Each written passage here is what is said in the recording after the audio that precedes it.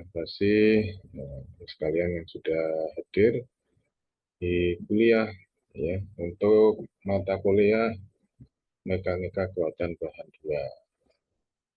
Kali ini kita akan mendiskusikan tentang tekukan kolom atau buckling of column. Buckling of column gitu ya. Ini sambil diingat-ingat, ini biasanya memang aplikasinya banyak untuk teknik sipil ya, karena untuk kolom atau pilar-pilar yang mendapat beban tekan ya, seperti kita lihat di sini di gambar ya, di gambar 6.1 ini ya. Jadi ada batang tadinya itu di garis putus-putus ini ya, garis-garis putus ini, kemudian tertancap begini ya. Kemudian kita beri beban ya. Nah, pada saat kita beri beban, dia itu agak condong ke kanan maupun ke kiri ya. Ini tergantung probabilitas juga ya. Tapi yang jelas ke kanan atau ke kiri. Ini tergantung momen inersia luasan juga. Nah, di sini bisa kita lihat nanti bahwa kondisi ini terjadi dalam kondisi elastis. Jadi mekanika kekuatan bahan itu mengasumsikan bahwa benda kerjanya yang mendapat beban itu mengalami deformasi elastis. Jadi kalau sampai melebihi tegangan dulunya berarti MKB nggak bisa kita gunakan. Ya. Kita harus pakai teori plastisitas atau yang lainnya. Nah, kemudian secara sederhana definisi kolom atau kolom ini adalah batang yang mendapat beban tekan. Jadi kalau misalkan dapat beban dari atas seperti ini, dapat beban tekan, kemudian condong sini, ini kita sebut dengan buckling of column atau tekukan kolom. Nah, ini tidak boleh terjadi ya, tidak boleh terjadi karena ini akan membuat kerugian pada struktur tersebut ya. Nah, oleh sebab itu kita perlu analisa dan mencari berapa beban maksimal yang dia bisa terima. Jadi kalau melebihi beban tersebut, dia akan buckling atau tertekuk, kalau di bawahnya aman. Nah, beban tersebut yang kita sebut dengan beban kritis. Ini akan kita cari macam-macam nanti metodenya. Biasa kita tahu adalah dengan teori Euler ya, persamaan Euler untuk buckling of column. Nah, sebelum kita lanjut, kita perlu pahami apa itu kondisi stabil dan tidak stabil ya. Kalau kita lihat di gambar ini, jadi misalkan ada tekukan pada kolom seperti ini ada batang atau kolom, panjangnya L, luas penampang A, kita beri beban B, ya. Nah, ini dia akan mengalami ya, tegangan tekan ya, sigma sebesar P per A. Lalu penyusutannya berapa? Atau di sini simbolnya lambda ya. Itu sama dengan gayanya, gaya dalamnya P di sini ya, kali L per E ya. L itu panjangnya, E adalah modulus elastisitas, A adalah luas penampang. Kemudian pada gambar ini, yang B, P-nya itu tidak berada di sumbu netral. Sumbu netral itu kalau kita lihat dari atas, itu dia posisinya di center of gravity-nya dari penampang ini. Kalau dia lingkaran, dia tepat di tengah. Kalau persegi 4 ya berarti titik potong diagonalnya. Nah, di sini kalau misalkan P-nya ini akan sedikit berjarak ini, E ya, maka akan timbul momen. Besar momen adalah sebesarnya ini, P dikalikan E. E ini eksentrisitas ya, pergeseran jarak dari sumbu netral ke lokasi gaya tersebut. Dan tentu saja nanti juga kalau ada momen, nanti ada misalnya momennya, ini momennya kan ke sini ya, nanti ada reaksi sini, nanti timbul defleksi juga. Nah, ini kalau misalkan ada ditambah defleksi juga, ya maka lengannya akan bertambah ya. Jadi selain E juga ditambah defleksi V itu. Ya, V kali dalam kurung E plus V. Nah, ini bisa mungkin terjadi di gambar yang C ini. Jadi kalau misalkan ternyata dia terdefleksi, dia tambah besar lagi momennya. Nah, ini yang kita sebut kondisi-kondisi yang mungkin terjadi ya, pada batang yang mengalami tekukan, atau kolom yang mengalami tekukan. Nah, ini kalau kita lihat, ya, jadi kondisi misalkan seperti yang digambar ini ya. Jadi meskipun gayanya nanti dihilangkan, ya, dan kemudian dia tidak kembali lagi ke posisi awal, ya, kita sebut itu keseimbangan yang tidak stabil.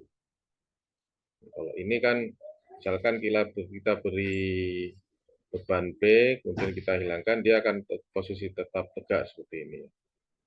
Momennya tidak terjadi. Jadi dia kondisi stabil. Kalau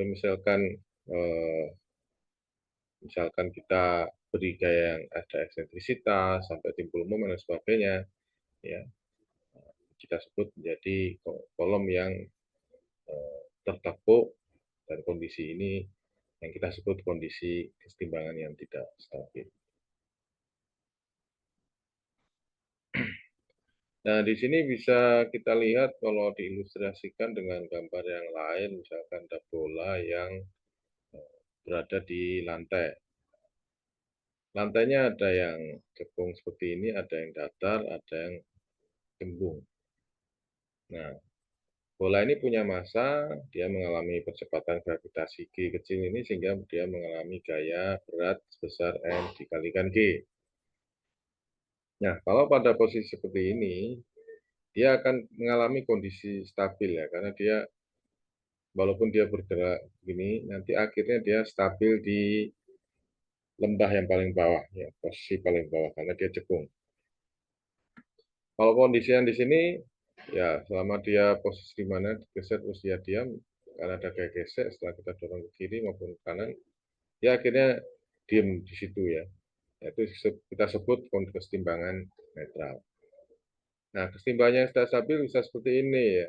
Begitu kita dari posisi awal seperti ini kita dorong kecil aja ya, dengan gaya yang kecil ya akan menggelundung kiri ya, bergulir ke kiri. Nah, ini kita sebut kondisi yang tidak stabil. Nah, lalu bagaimana untuk mengilustrasikan model kondisi kesetimbangan yang tidak stabil? Misalkan di gambar 6.4 ini ada batang, ya, kemudian panjangnya L, dipasang di ujungnya nipin, tertancap di tembok, tapi dia sambungannya pin, jadi dia bisa bebas bergerak tanpa ada momen di sini. Nah, kemudian di sini kita beri pegas, nempel ke dinding sini. Lalu kita beri beban P. Nah, tentu saja pegas itu punya konstanta pegas C kecil. Ya. Lalu apa yang terjadi kalau misalkan kita berikan gaya P tersebut di sini ya, maka akan terjadi perpindahan perputaran dari batang ini, yang mana posisinya tadinya vertikal, dia akan bergeser ke kiri. Ya, sehingga P dia bergeser sebesar delta X. Nah, karena ditahan oleh pegas, maka ada gaya ya delta F ini ya, gaya pegasnya ke samping kanan ya, yang berusaha untuk menarik batang AB ini supaya ke posisi semula. Nah, dalam kondisi keseimbangan ya, kita analisa berdasarkan keseimbangan terhadap titik A, maka kita bisa lihat di sini P ini terhadap titik A muter ke kanan ya, muter ke kiri atau berlawanan arah jarum jam, ya, dikalikan dengan lengannya delta X, momen P kali delta X plus ya. Sedangkan delta F muter searah perputaran jarum jam, kalau kita pakai kaidah tangan kanan, maka delta F dikalikan L. Ya. Jadi kalau ditulis seperti ini, P kali delta X dikurangi delta F kali L sama dengan 0. Nah, dengan delta F ini sebagai gaya pegas ya, besar gaya pegas kita tahu sama dengan konstanta pegasnya ya dikali displacementnya ya, perpindahannya ya, C kali delta X. Apa yang terjadi kalau P delta X-nya lebih kecil dari delta F? kali L. Ya, berarti dia akan lurus itu ya, lurus berputar gitu ya, lurus bergeser berputar ke kiri. Ya, karena ini kecil. Tapi kalau P kali delta X, ya, ini lebih besar, dia nggak lurus, dia akan agak tertekuk ke kiri. Gitu ya, tekuk ke kiri. Jadi dia mengalami buckling. Nah, kalau kita substitusikan delta X sama dengan C delta X ini ke persamaan 6.1, ya maaf terpotong tadi, kita lanjutkan lagi. Jadi pada saat kita substitusikan ya delta F sama dengan C delta X ini ya ke persamaan 6.1, ya bersama kita samakan dulu ini ya, ini delta F kali L kita geser ke sisi sebelah kanan sehingga kemudian P-nya kita ganti PC, PC itu kritikal, jadi beban tekuk kolom kritis. Jadi kalau bebannya lebih besar dari PC ini maka kolom akan tertekuk ya, atau mungkin bisa rubuh gitu ya kalau kondisinya seperti ini. Ya. Nah, ini PC kali delta X sama dengan delta F kali L. Delta F ini diganti C, ya. Di PC sama dengan delta F kali L dibagi delta X. Delta F kita ganti C kali delta X kali L per delta X. Sehingga menyisakan C dikali L. C adalah konstanta pegas dan L adalah panjang kolom ini ya. Jadi tergantung pada konstanta pegas dan panjangnya gitu ya. Jadi konstanta pegas kalau kondisi susunannya seperti ini ya, seperti ini. Jadi kalau ini kita bayangkan C itu harus suatu konstanta pegas yang bisa terwakili properties yang ada di batang tersebut. Lalu bagaimana untuk beban tekuk Euler? Ya, ini wajib kita ketahui. Kondisinya seperti ini, seperti gambar tadi, ada batang. Ya, sebenarnya tertekuknya nggak sebesar ini ya, cuma supaya lebih mudah memahami gambarnya diperbesar seperti ini. Ini gambar pin, ini saya ambil dari bukunya Prof. Yoshiko Hagiwara ya, dari Orikigaku ya, bahasa Jepang ya, waktu saya kuliah dulu. Nah, di sini, terima kasih kepada beliaunya sebagai penulis.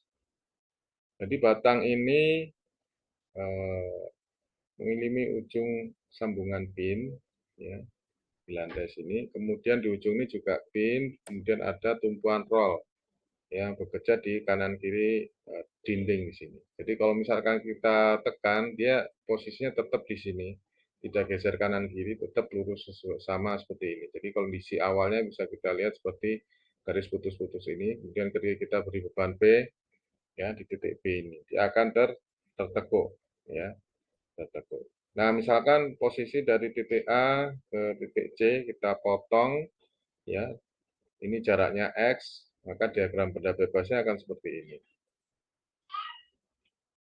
Nah, di sini kita lihat dari posisi garis putus-putus posisi awalnya ini dia berubah ke yang sebelah kiri, ya bergeser ke kiri berarti terjadi defleksi yang ngambilnya dari sumbu netralnya batang ini ke posisi awal ya, sumbu netralnya posisi awal mengalami defleksi P. Kemudian beban P ini kita uraikan ya. Jadi beban P ini kita uraikan menjadi dua, pertama gaya normal ya, kita sebut di sini sudutnya I ya, sehingga N sama dengan P cos I, tulis di sini. Sedangkan gaya gesernya F sama dengan P kali sin I. Ya, ini yang kita sebut dengan sudut defleksi di titik C ini. Kemudian ada momen juga yang terjadi di sini. Lalu persamaannya bagaimana momennya? Momen yang terjadi di titik C ini adalah sama dengan P kali lengannya ini, P, ya, P kali V, atau defleksinya. Sedangkan persamaan garis lengkungnya ya, garis lengkung dari batang ini, itu adalah turunan kedua dari defleksi terhadap dx, ya, sama dengan min M per EI. Nah, kemudian kita substitusikan bersama 6.4 ini ke 6.5 ya. Sehingga kita dapatkan nanti ya turunan kedua ini dikalikan pindah ke sini plus PV sama dengan 0. Jadi ini memiliki kondisi-kondisi tertentu nanti yang bisa kita terapkan. Nah, penyelesaian umum dari persamaan ini ya itu adalah dalam defleksi ya. B sama dengan A kali sin CX plus B cos CX. Yang mana C-nya adalah akar dari P per EI atau C kuadrat sama dengan P dibagi EI. Ada beberapa kondisi batasan tentunya di sini melihat kondisi dari batang atau kolom Euler ini. Pertama ya, pada saat X sama dengan L, dan X sama dengan 0, itu defleksinya atau V-nya 0. Ya, pada saat X-nya 0, berarti kan di titik A ya, sama X-nya sama dengan L di titik B, itu tidak ada defleksi ya. Kita lihat juga dia nggak berubah, posisinya tetap. Berarti V-nya 0. Kemudian pada saat kondisi ini, jadi kita masukkan ke persamaan ini, ya maka kita dapatkan nilainya B, B-nya sama dengan 0. Kemudian pada saat XL kita masukkan di sini, ya, sini, ya B-nya 0, kita dapatkan persamaan A sin C kali L sama dengan 0. Nah, kemudian bila A-nya 0, ya, maka defleksi tidak memiliki hubungan dengan X ya, dan menjadi 0. Yang mana kolom mengalami tegangan-tekan saja bukan tekukan kolom. Ya, ini berarti bahwa kondisi tekukan itu ya kita pakai berdasarkan sin CL sama dengan 0 atau L-nya kita ganti X. Sin CX sama dengan 0 menjadi kondisi batasan. Nah, sin itu menjadi 0 kalau kelipatan dari 180 derajat atau dalam radian pi. Ya. Jadi pada saat X sama dengan L, CL sama dengan berapa kalinya pi. Ya, pada saat X-nya sama dengan L. Ya. Kemudian kita lanjutkan lagi. Kemudian kalau kita gunakan persamaan 6.10 ini, CL sama dengan NP, ya, maka kita dapatkan ya, persamaan P sama dengan EI C kuadrat. Yang mana C itu sama dengan ini ya, dari sini ya. Sama dengan N kuadrat Pi kuadrat per L kuadrat. Yang mana L adalah panjang dari kolom. Ya. Jadi kita pakai dari persamaan ini. Ya, C-nya itu ya. Pi kuadrat sama dengan P dibagi EI. Sehingga persamaan Euler ya untuk beban kritis ya tekukan kolom ya kita sebut PE, E-nya itu Euler ya sama dengan Pi kuadrat ya EI per L kuadrat. Jadi kita misalkan pada saat N-nya 1 ya maka persamaan ini akan menjadi Pi kali EI per L kuadrat. Ini perlu kita ingat. Ini adalah persamaan tekukan kolom untuk batang Euler. Pi kuadrat kali EI dibagi L kuadrat. Pi kuadrat dikali EI dibagi L kuadrat. Pi kuadrat dikali EI dibagi L kuadrat. E adalah modulus elastisitas.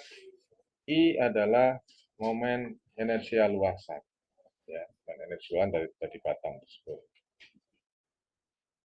Nah, ada beberapa kondisi yang perlu kita pahami di sini kalau N-nya lebih daripada 2. Ini kan N-nya sama dengan 1. Kalau N-nya lebih besar daripada 2, kita bisa pertimbangkan seperti ini. Jadi kalau secara mudahnya N itu jumlah tekukannya ya. Tekuknya berapa gelombang, berapa bukit gitu atau berapa lembah. Kalau misalkan N-nya 1, dia tertekuk 1 ini ya, satu lembutan begini. Kalau N-nya 2, berarti ada tumpuannya di sini, ada 2 begini. Kalau N-nya 3, tumpuannya 2 di tengah, jadi 1, 2, 3, seperti itu ya. Kemudian ada beberapa kondisi yang mungkin terjadi seperti di gambar ini. 6.7. Ini perlu diingat kalau ada soal kita biasanya akan mengacu ke sini. Dengan metode persamaan Euler yang sama, ya kita akan dapatkan suatu konstanta. Jadi beban kritis sama dengan suatu konstanta dikali beban Euler ya, beban kritis Eulernya. Nah, nilai C-nya itu bisa 1, 4, 2, dan 1/4 sesuai gambar ini. Jadi kalau kondisinya sama seperti beban Euler ya, beban Euler seperti ini, maka PC sama dengan PE-nya. Ya, ini posisinya ada rollnya sebenarnya di sini ya. Ini dia kalau tertancap ya. Ini ada pin-pin ya. Ini ada roll. Ini kalau tertancap, kemudian tertekuk hanya di bagian tengah saja, L0-nya itu konstantanya 4. Tapi kalau dia ada roll di ujung, ini terjepit, ini kan jepit-jepit ya, jepit-jepit itu 4. Kalau yang B ini jepit, satu ujung bebas, dapat beban PC, nah, yang tertekuk panjangnya L0, maka konstantanya 2. Kalau ujungnya bebas, yang ini terjepit, ya, maka apa yang terjadi? Maka L-nya adalah 1/4, karena ini akan dia sebagai ini ya. Tidak, L-nya bukan sepanjang ini, tapi lebih besar daripada panjangnya batang kolom tersebut. Jadi kalau misalkan, ini kalau kita lihat ya, L0-nya itu sama dengan L per 2 ya. Itu L per 2 berarti misalkan yang ini ya. Ini L0-nya setengahnya L total. Maka bila kita substitusikan ke persamaan Euler, PC sama dengan P kuadrat EI per L0 kuadrat sama dengan Pi kuadrat kali EI dibagi dalam kurung L per 2 kuadrat. Ya, ini kalau diproses nanti hasilnya 4 PE. Ini contoh asal muasal ini. Ya. Kemudian tegangan tekuk. Ini tegangan yang bekerja akibat beban tekuk yang mana bekerja pada luas penampang kolom. Anda tinggal bagi aja dengan luas penampangnya ya. Beban Eulernya ini, beban kritisnya ini dibagi dengan luas penampangnya. Kemudian yang paling sederhana adalah bahwa kondisi batang ini kondisi elastis. Jadi tegangan tekannya itu harus di bawah tegangan luluh tekannya. Dia harus di bawah tegangan tekan luluh dari batang tersebut. Jadi sebelum Anda lanjut ini, biasanya Anda langsung hitung saja. Dia mendapat beban berapa, dibagi luas penampang, tegangan tekannya sekian. Anda bandingkan dengan tegangan tekan luluhnya berapa. Ya, biasanya tegangan tekan luluh sama tegangan tarik luluh itu kita anggap sama untuk logam. Nah, itu kalau misalnya lebih besar daripada tegangan tekan luluh, kita nggak boleh pakai ini Euler lah, kita pakai tegangan tekan itu aja, hitungan biasa itu saja. Karena asumsi dalam menghitung beban kritis pada tegangan kolom itu, dia dalam kondisi elastis, bukan dalam kondisi deformasi elastis. Nah, kemudian ada istilah lain di sini yaitu radius of gyration of area atau radius luas berputar. Simbolnya K kecil, yang mana K kecil sama dengan akar dari momen inersia luasan dibagi H.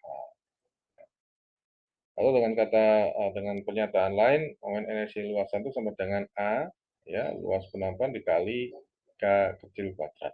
Ya, ini radius of gyration of area. Nah, berikutnya untuk tegangan tekuk tadi sudah saya sampaikan ya, PE dibagi A, PE-nya Pi kuadrat TI per L kuadrat dibagi A, nah, nanti menghasilkan Pi kuadrat kali E, ya, kali dalam kurung K per L. Yang mana K tadi itu, ini ya, akar I per A. Ini ya, cuma dikuadratkan ya. Atau dengan kata lain, Pi kuadrat dikalikan E dibagi F kuadrat. F kuadrat ini rasio kerampingan ya, ratio of slenderness. Yang mana F sama dengan panjang kolom ya, panjang kolom tadi itu, nah, ini ya, dibagi K, ya, K itu jari-jari putaran luas tadi ya, radius luas, bukan radius of gyration of area itu, ya. Jadi semakin besar F-nya, ya, ini kan L dibagi K. Kalau nilai jari-jari putaran luas atau K kecil itu kan konstan. Jadi kalau F-nya semakin besar, berarti L-nya makin besar, ya, karena K-nya konstan. Selain itu, panjang tekukan L0 itu sama dengan L, panjang kolomnya dibagi dengan akar C, ya. Atau F0 sama dengan L0 dibagi K, ini ikut yang ini ya. Kemudian sehingga L sama dengan akar dari C dikali K. Ini rasio ini ya, rasio F0 ini kita sebut rasio kerampingan yang efektif. Sedangkan C adalah konstanta yang kita tadi sudah lihat di gambar 6.7 ini. Mana kita harus cocokkan kondisi batang itu yang ujung bebas atau jepit-jepit atau terjepit satu eh, apa roll gitu ya, atau roll-roll gitu. Baik, untuk contoh soal yang pertama, ya, contoh 6.1, ada gambar di sebelah kanan itu sebuah tabung baja. Panjangnya 24 feet, kita ingat 1 feet itu 12 inch ya. Kemudian modulus elastisitasnya itu 29 kali 10 pangkat 3 kilopound square inch atau KSI. Kemudian tegangan luluh tekannya adalah 36 kilopound square inch. Kemudian memiliki penampang seperti gambar di samping ya, penampangnya ini berarti dia seperti pipa ya. Punya diameter luar 3 inch, diameter dalam 2,75 inch. Tentukan beban aksial maksimum dari kolom yang dapat ditahan tanpa menimbulkan tekukan. Nah, penyelesaiannya gimana? Kita sudah belajar tekukan kolom Euler ya. Kita pakai rumusnya dulu. PE sama dengan P kuadrat kali EI dibagi L kuadrat. L-nya kita sudah tahu 24 feet. Ya. P-nya sudah tahu, modulus elastisitasnya ini berarti 29 kali 10 pangkat 3 KS itu K per inch square. Kemudian I-nya untuk pipa berlubang ini adalah 1/4 pi ya. Kemudian ini R ya. R kuadrat luar ya, R luar pangkat 4 dikurangi R dalam pangkat 4. Jadi rumusnya kan PR ini bukan I polar ya, berarti I yang biasa ya. Momen inersia Poisson saja, bukan momen inersia polar ya, seperti di puntiran. Jadi setengahnya dari momen inersia polar kalau untuk lingkaran. Jadi pi per 4 atau pi R pangkat 4 per 4.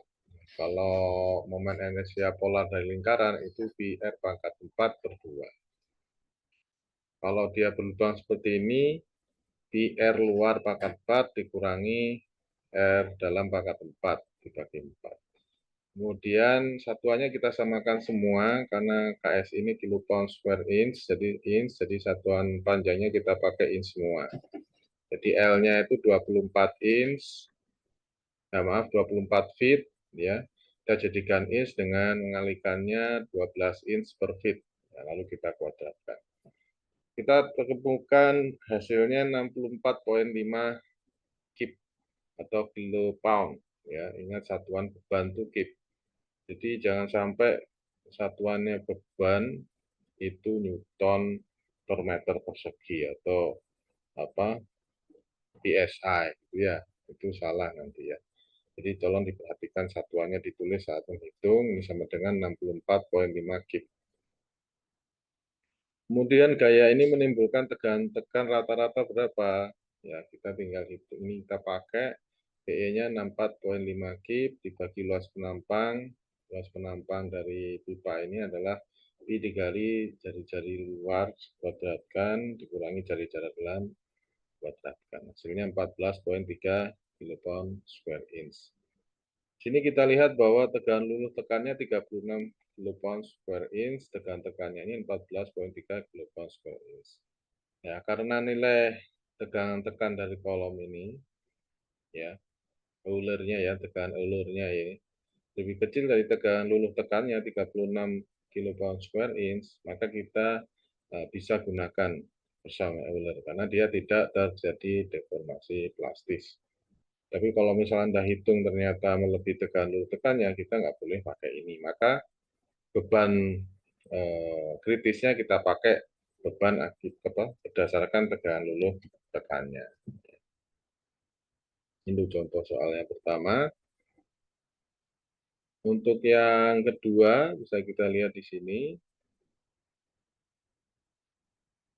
Jadi ada baja profil ya. W ya 8 kali 31, gambarnya seperti ini. Ya, profilnya seperti ini. Jadi ada sumbu X, ada sumbu Y. Ya. Kemudian baja profilnya mempunyai luas 9,13 inch persegi. Ya. Kemudian momen inersia luas terhadap sumbu X. Jadi luasan ini kalau kita hitung momennya terhadap sumbu X itu besarnya 110 inch pangkat 4. Kalau terhadap sumbu Y itu lebih kecil ya 37 inch pangkat 4. Jadi kalau luasan ini kita kalikan momennya, kalikan jaraknya, center of gravity masing-masing luasan terhadap sumbu Y, maka momen inersia luasannya adalah 37 inch pangkat 4. Nah, tegangan luluhnya 36 kilopound square inch. Tentukan beban aksial terbesar yang dapat ditahan profil ini, ya, baik sebelum mengalami tubukan maupun luluhan. Nah, sebelum mengerjakan ini, bahwa dalam baja profil ini yang panjangnya 12 feet, jadi kolom ini yang kita perhatikan ya, terbentuk atau enggak. Kita lihat penampangnya, kalau dilihat dari atas seperti ini, ada dua momen inersia luasan, IX sama IY. Nah, di sini kita bandingkan bahwa IY ternyata lebih kecil daripada IX. IY itu lebih kecil daripada IX, ya. Nanti radius of gyration area-nya, KY-nya lebih kecil daripada KX. Jadi radius gyration itu kan ini, K. Ya, K sama dengan akar I per A. Jadi kalau I-nya kecil, ya K-nya kecil. Kalau I-nya kecil, berarti KY-nya kecil.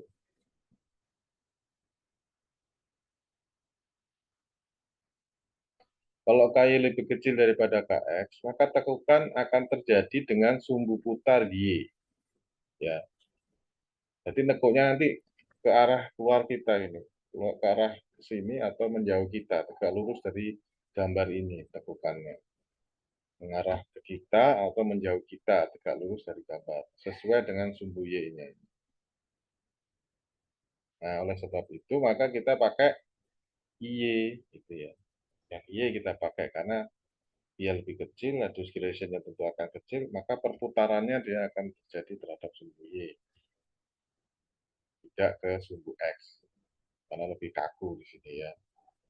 Nah, kita pakai persamaan Euler, PE sama dengan Pi kuadrat EI dibagi L kuadrat, sama dengan Pi kuadrat, E-nya sama tadi ya, 29.000 ya. 29.000 PSI, ya. Kemudian I-nya kita pakai yang kecil 37 in sepakat 4, ya, ini ada tambahan 1 ya, Bapak ya. Dibagi L-nya. Ya, panjangnya 12 feet kali 12 in per feet. Temukan 512 kip, ya. Kemudian dari sini kita hitung tegangan rata-ratanya berapa, ya. Sigma E, tegangan Euler-nya sama dengan beban kritis Euler dibagi A. A-nya sudah diketahui 9,13, maaf ya, ini salah tulis ya. Harusnya 9,13 inch persegi. 512 kip dibagi 9,13 inch persegi atau sama dengan 56,1 kilopound square inch. Coba kita lihat di sini bahwa tegangan Euler-nya itu 56,1 kilopound square inch itu lebih besar daripada tegangan luluhnya 36 kilopound square inch. Nah, ini berarti dia sudah terdeformasi plastis. Ya.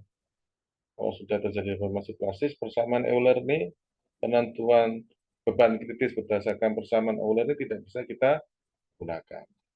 Yang kita gunakan adalah berdasarkan ini nanti, ya, berdasarkan tegangan luluh. Nah, ini nanti tegangan luluhnya dipasang di sini, sehingga beban kritisnya sama dengan tegangan luluh tekannya dikali luas penampang, seperti di sini. Jadi beban kritisnya berdasarkan persamaan tegangan tekan biasa ini. Yang mana sama dengan tegangan luluhnya dikalikan luas penampang yang mana 9,13 inch persegi.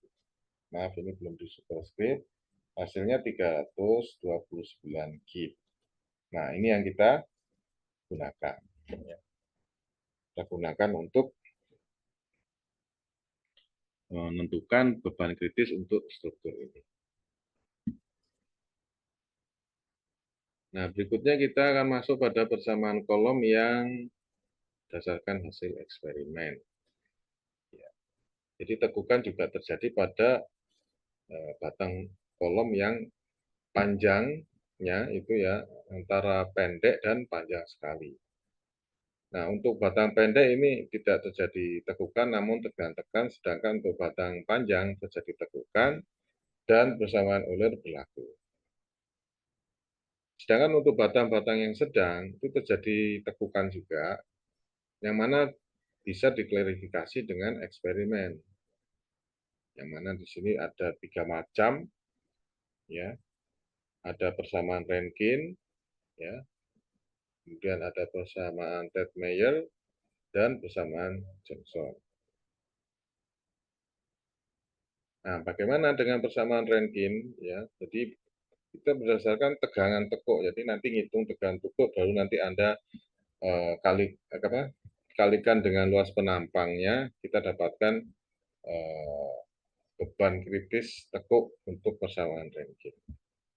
Jadi semua dalam bentuk tegangan. Ini yang Tetmayer. Yang Johnson pun juga demikian. Jadi untuk mendapatkan beban kritisnya, Anda harus kalikan dulu hasil perhitungan ini dengan luas penampang batang kolom tersebut. Nah, untuk Rankine itu sigma C sama dengan sigma 0 dibagi 1 plus A kali F0 kuadrat. F0 itu adalah rasio kerampingan efektif atau L0 dibagi K. Ya. Sedangkan untuk A itu konstanta, sigma 0 itu tegangan luluh, tekan material. Konstanta A itu ada di sini ya. Jadi ada beberapa macam material yang biasanya buat kolom ya, biasanya besi cor, baja lunak, baja keras, atau kayu. Ini tegangan luluhnya. Kalau misalkan dia masuk baja lunak, tapi tegangan luluhnya nggak sama dengan ini, yang di soal ya. Anda pakai tegangan luluh yang di soal, bukan yang di kotak ini. Tapi Anda boleh pakai nilai A-nya yang di tabel ini. Misalkan untuk besi cor 1/A 1600, ya berarti A-nya berapa ya? 1 dibagi 1600. Nah, ini perlu kehati-hatian untuk menghitung ini. Kemudian ada batas berlaku. Ya, untuk besi cor itu F0-nya harus kurang dari 80, ya, sedangkan untuk baja lunak kurang dari 90, baja keras kurang dari 85, kayu kurang dari. Jadi harus mempertimbangkan nilai F0-nya juga. Untuk Tetmayer ada persamaan empirisnya, yaitu sama dengan tegangan luluhnya dikalikan 1 dikurangi A kali F0 plus B kali F0 kuadrat. F0 sama tadi ya, rasio perampingan efektif, kemudian sigma 0 adalah tegangan luluh tekan termal sama, hanya ada konstanta AB yang sama perlu kita pertimbangkan sesuai dengan kelompoknya. Apakah material kolomnya termasuk besi cor, baja lunak, baja keras, atau kayu. Untuk nilai tegangan luluhnya Anda sesuaikan di soal. Gitu ya. Untuk batas berlaku seperti ini ya, berdasarkan F0 ini juga perlu dipertimbangkan. Ya, yang B untuk baja lunak, baja keras, kayu ini tidak ada nilainya, hanya yang besi cor saja. Untuk persamaan Johnson bagaimana? Ini yang lebih umum lagi, tidak ada tabelnya, yaitu sama dengan tegangan luluh dikalikan 1 dikurangi tegangan luluhnya kali F0 kuadrat dibagi 4Pi kuadrat dibagi E, tutup kurung. F0 rasio perampingan efektif, L0 dibagi K, ya. Nah, ini sigma juga tegangan luluhnya, E modulus elastisitas. Nah, di sini perlu dipertimbangkan persamaan ini berlaku bila tegangan luluhnya itu lebih besar daripada sigma C-nya, ya. Dan sigma C-nya itu lebih besar daripada tegangan luluh dibagi 2. Jadi kalau nggak memenuhi ini kita nggak bisa pakai persamaan Johnson. Ya. Ingat ada 3, tapi ada syaratnya. Ada persamaan Rankine, ya ini untuk persamaan kolom berdasar eksperimen, persamaan Tetmayer, dan persamaan Johnson. Nah, untuk urutan analisa tukan kolom ini bagaimana? Ya. Jadi pertama kita menghitung radius of gyration of area atau sama dengan akar dari I per A. Kemudian menghitung rasio of slenderness itu sama dengan panjangnya dibagi K, radius of gyration of area yang kita hitung sebelumnya. Nah, kalau F kecil itu termasuk kolom pendek, kita pakai tegangan tekan biasa ya. Dan tekuknya pakai persamaan tegangan biasa. Sedangkan untuk F sedang, kolom sedang panjangnya ya, ini diwakili F di sini ya, itu pakai persamaan tekuk yang eksperimen tadi, yaitu persamaan Rankine, persamaan Tetmayer, dan persamaan Johnson. Untuk kolom panjang F besar, kita pakai persamaan Euler. Nah, ini perlu diperhatikan bahwa untuk safety atau keamanan material, maka beban harus lebih kecil dari PE. Ya. PE ini beban kritis supaya tidak terjadi tekukan. Ya. Euler ini ya. Agar tidak terjadi tekukan dan tegangan tekuk ini ya harus lebih kecil dari tegangan luluh. Ya, ini perlu diperhatikan ini. Tegangan luluh tekannya. Ya. Karena kalau lebih besar dari tegangan luluh tekannya berarti batang ini mengalami deformasi plastis yang mana di luar lingkup dari MKB. Ya, ini saya ambil dari buku berbahasa Jepang ya, transit. Kalau saya geser tuh dan terlihat ya bahasa Jepang. Mari kita coba di contoh yang ketiga ini. Ya, saya salah tulis tapi belum, masih saya komen saja di sini ya. Terdapat sebuah kolom bulat panjangnya 0,4 meter.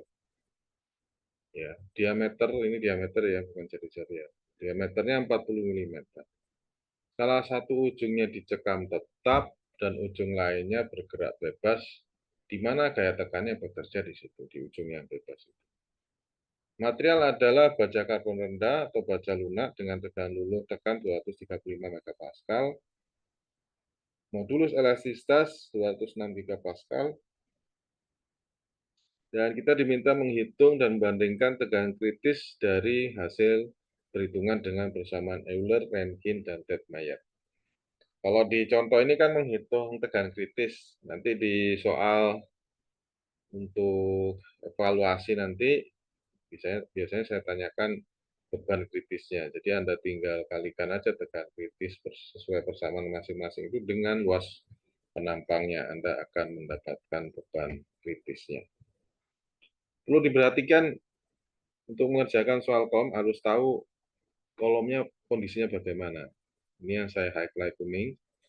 Salah satu ujungnya dicekam tetap dan ujung lainnya bergerak bebas, di mana gaya tekan bekerja. Nah, kalau sudah begitu berarti kita ke gambar 6.7. Tercekam, yang satunya tercekam, yang satunya ujung bebas. Ya, seperti ini. Nah, ini kalau dilihat di sini C-nya 4 ya, 0,25. Nah, kemudian apa yang kita hitung adalah radius of duration of area sesuai urutan di sini ya.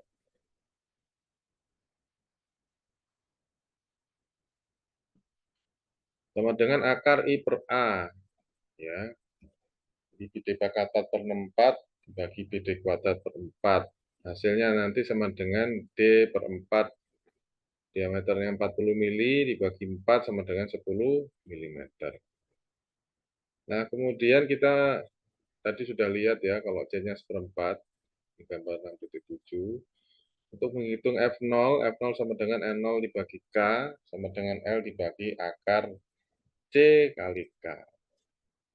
L0-nya 0,4 meter bagi C-nya, ini ya, akar seperempat dari K. Ya. K-nya itu 10 mili. Itu dijadikan meter, berarti kali per 1000, kali 10 pangkat min 3. Kita dapatkan 80. Ini F0. Nah, ini kalau kita lihat, ya, F0-nya 80, ini masuk baja lunak ya. Ini masuk baja lunak. Di dua-duanya masuk, berarti bisa kita hitung dengan konstanta A, B-nya 0. Ya, cuma tegangan luluhnya ini Anda gunakan bukan sesuai di tabel, tapi Anda gunakan yang ini. Anda gunakan yang ini. Ya. Nanti sesuai masing rumus nanti Anda bisa temukan bahwa tegangan kritis Euler-nya nanti 318 megapascal, tegangan kritis Rankinnya 178 megapascal, tegangan kritis Steadmeyer-nya 215 megapascal, sedangkan tegangan kritis Johnson-nya 192 megapascal. Tentu saja nanti kan luas penampangnya sama ya. Untuk mendapatkan beban kritis berdasarkan tegangan kritis, kita tinggal kalikan tegangan kritis masing-masing 4 kriteria ini dengan luas penampangnya, ya, luas penampangnya konstan. Jadi kalau tegangan kritisnya besar, beban kritisnya juga besar. Kalau tegangan kritisnya kecil, beban kritisnya juga akan kecil. Nah, kalau kita lihat di sini bahwa besar F0 memenuhi tabel dua-duanya tadi ya. Nah, untuk membandingkan ini, mana yang paling aman? Karena dari berempat itu, ada yang tegangannya kecil atau beban kecil, dia sudah tertekuk. Jadi ya kalau misalkan yang paling kecil ini kan Rankine ya. Dia mengalami tegangan 178 megapascal kali luas penampangnya, itu mengalami beban yang lebih kecil, dia sudah tertekuk. Dibandingkan Euler yang paling besar, bebannya besar baru tertekuk. Padahal secara hitungan kriteria yang lain, dengan beban yang kecil dia sudah tertekuk. Maka untuk keamanan kita pilih yang nilai paling kecil dari 4 bersama. Jadi Anda nanti kalau ada soal seperti itu, jawabnya seperti ini. Saran saya Anda pelajari contoh 6.3 ini. Bisa coba ringkas begini supaya Anda bisa cek, nanti Anda kerjakan lagi di tempat atau ruang belajar Anda masing-masing. Baik, demikian untuk tekukan kolom yang kita bahas di MKB kali ini. Mungkin ada pertanyaan, saya persilahkan.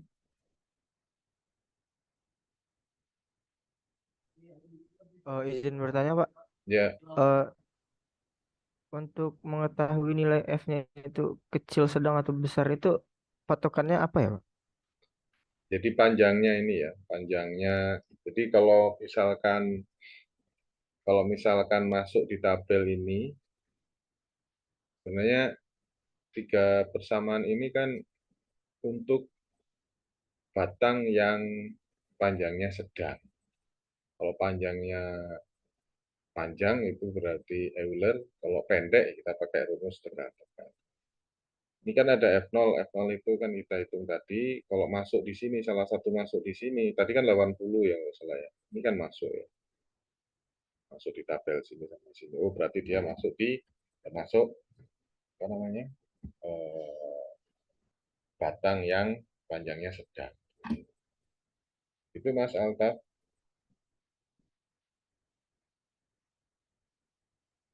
Terima kasih. Ya, sama-sama. Yang perlu diingat di sini ya, ini rumusnya yang ini, F0 ini. Ya, F0 sama dengan panjang kolomnya dibagi dengan akar C. C-nya tadi berdasarkan gambar ini ya.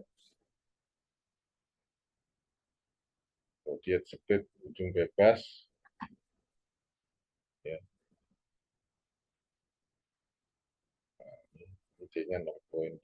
Kalau soalnya jepit yang satu ujungnya roll gitu ya Anda ikut yang ini. Kecuali diketahui L0-nya sekian gitu ya. Kita pakai L0-nya ini. Kalau ujung bebas mengikuti yang ini. BC sama dengan seperempat PE. PE-nya itu punya Euler.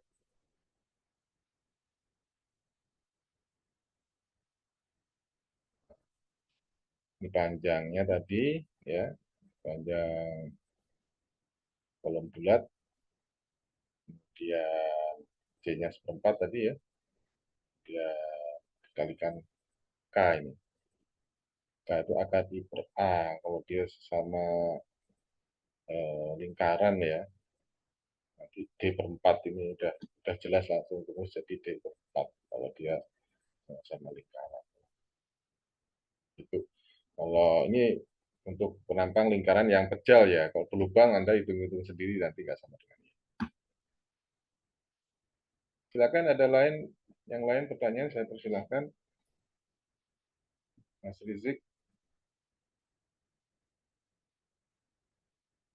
Mas Bagus, Mas Jovin, Mas Satria, Mas Muhammad Farhan, Mas Jeremy, Mas Bayu, Mas Daniel, Mas Adi, Rizky. Oh ya Mas Rizky sudah masuk ya presensinya ya, kelas A ya. Untuk dari saya, Mas di Gapura masih kelas B, Pak. Oh, 30 masuk kelas B di Siam. Nanti saya coba tanya Pak Teguh, katanya sudah ya. Nanti saya masuk lupa ya. Baik, Pak. Terima kasih. Ya.